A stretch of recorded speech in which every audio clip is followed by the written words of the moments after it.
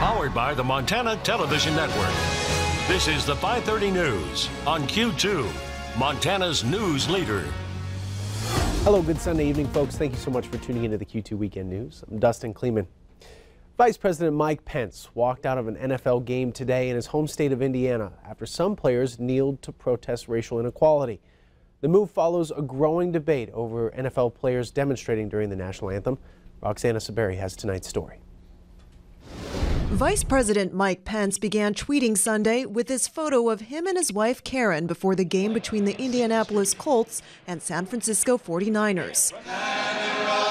When the national anthem played and several 49ers kneeled, Pence announced on Twitter he left the stadium, saying, "I will not dignify any event that disrespects our soldiers, our flag, or national anthem." President Trump expressed his support for the move, tweeting, "I asked Vice President Pence to leave the stadium if any players kneeled, disrespecting our country.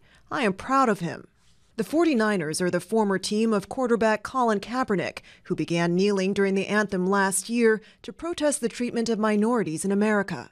The protest started spreading to other teams and players, and last month President Trump called on the NFL to ban them. Wouldn't you love to see one of these NFL owners, when somebody disrespects our flag, to say, "Get that son of a bitch off the field right now, out, he's fired"? His comments sparked more protests, with some players kneeling, linking arms, or raising their fists. Some fans have responded with events like this one in Massachusetts, where dozens of people burned New England Patriots jerseys. It sends a great message to the NFL, and any divisive type actions will not be tolerated during sports. On Sunday, some teams, including the Indianapolis Colts, continued to lock arms in a sign of unity. Roxana Saberi, CBS News, New York. Some Colts also wore black T-shirts with words "We will" on the front and "Stand for Equality, Justice, Unity, Respect, Dialogue, and Opportunity" on the back of the shirt. What was Hurricane Nate is now just a tropical depression. The storm quickly lost strength after making landfall in the U.S. on Saturday, sparing the region from another devastating storm. Courtney Zabowski is in Gulfport, Mississippi with the very latest. Cleanup is already well underway along the Gulf Coast, less than 24 hours after Hurricane Nate came ashore. It wasn't nothing. We prepared for it just in case because we've been through Katrina, so better safe than sorry. Would rather put up some plywood than broken windows. From Louisiana to Florida, residents who had been bracing for another blast from Mother Nature were instead expressing relief. You know, it's just an inconvenience coming out and getting your feet wet. Nate was the third hurricane to make landfall on the U.S. mainland this year. It slammed southeastern Louisiana as a Category 1 storm on Saturday night. And early this morning, it was still a Category 1 when it made a second landfall near Biloxi, Mississippi.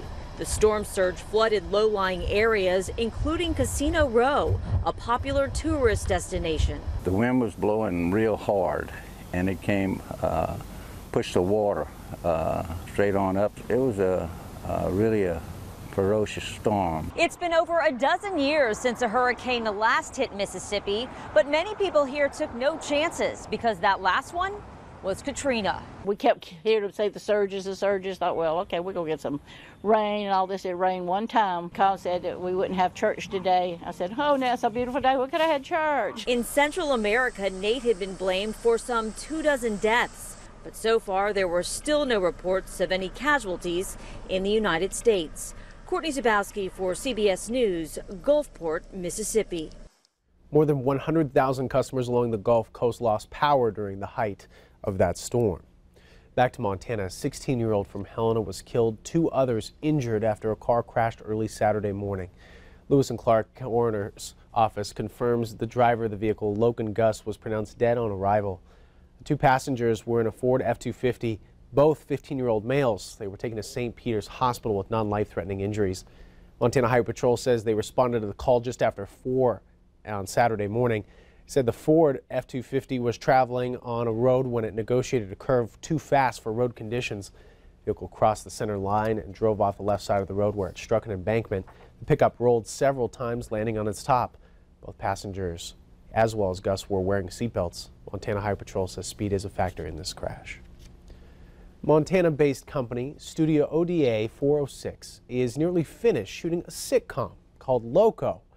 The company will produce 10 episodes and try to get it onto an internet video platform, whether it be Netflix, Hulu, Amazon. Q2's David J. sat down with some of the cast and crew of the show. Slate, look at episode 8, scene 12, Alpha, take 1. Thank you. It's the last 3 days of shooting for the sitcom Loco, which takes place in Lowell, Montana. Lowell is a fictional place. Lowell represents every small town in Montana as far as I'm concerned. This is a blue-collar sitcom. It's just middle America comedy, and we're a dramedy because it's drama and comedy. I mean, we take on real-life issues. Nice choice, Cass. Brilliant. Some of those real-life issues center around the character Rick Longrifle. The character Rick, you know, he comes out of serving our country, comes back, has a rough time. Whether Rick realizes it or not, you know, he's making the changes that are affecting the lives of many people. We've been able to write a story to show that there are ways of redeeming yourself in life and, you know, and rising above the troubles. One of our favorite sayings is if you want any information in the fictional town of Lowell is you either go to church, the bar, or the beauty shop. And that's a stereotype, but you can make it funny. But they have more than stereotypical characters. We don't have any dumb characters. I don't have any bad characters. I don't write a real bad character. I write bad situations. And the way the crew works is similar to what the characters portray. Just because you live in a small town, you still have dreams and goals, and those goals and dreams can be met. The one premise of this show that we really have is community. Yeah, they're all a little bit crazy. They're loco, you know, no pun intended. They're all a little bit crazy, but at the end of the day, they're all there for each other. The wide range of what we're doing is extremely impacting, and I think the audience is really going to like it. In Laurel, David J., MTN News. Thank you very much, David. All the crew, as well as actors, live here in Montana. Most of the scenes for Loco have been shot at the Caboose Saloon and Casino in Laurel. Before we go to break, something to brighten your afternoon. This young deer found its way into a plastic pumpkin bucket. It had been stuck for nearly a week. Today, along with 10 residents here in Billings, they were able to corral the deer, eventually moving it enough for the deer to knock the bucket off. A shout out to Jeff Ewelt in Zoo, Montana, as well as his son, and those who stepped up in giving a helping hand to that deer. Up next on Q2, there's been quite a boom lately when it comes to this catch. We'll explain in this week's Outdoor Report. And later in sports, Scott Breen in for Casey Conley. He tells us why the Lady Grizz season can't start soon enough for Billings native Shannon Schwazen. Over in the Weather Center, Rob Griggs. Hello, sir. Hello there, Dustin. Yeah, we got a few flurries around the region this evening, but you know, skies are going to continue to clear up as we head into Columbus Day. So in just a few minutes, I'll tell you how warm it's going to get and for how long. Now, don't forget to download your free Q2 Storm Tracker weather app. Get it now. You're watching MTN News with Dustin Klemann, Storm Tracker weather with Rob Griggs, and sports with Casey Conlon.